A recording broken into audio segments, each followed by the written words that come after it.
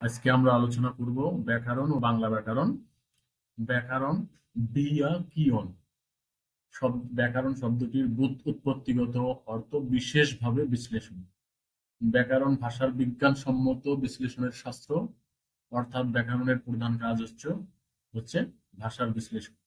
ব্যাকরণের কাজ ভাষার অভ্যন্তরীণ শৃঙ্খলা আবিষ্কার করা। ব্যাকরণ ভাষাকে বর্ণনা করে। প্রথম বাংলা ব্যাকরণ রচনা করা হয় 1743 সালে পর্তুগিজ ভাষায়। এর লেখক ছিলেন মনোয়েল দা আসুম্পুসা। বাংলা ভাষার প্রথম ব্যাকরণবিদ মনোয়েল দা আসুম্পুসা। ইংরেজি ভাষায় প্রথম পূর্ণাঙ্গ বাংলা ব্যাকরণ রচনা করেন ব্রাসি হ্যালহেড। বইটির নাম হলো a grammar of the Bengali language. A grammar of Bengali language বইটি প্রকাশিত হয় 1878 সালে। সর্বপ্রথম বাংলা টাইপ সহযোগে মুদ্রণ করেন ব্রাসি হ্যালহেড।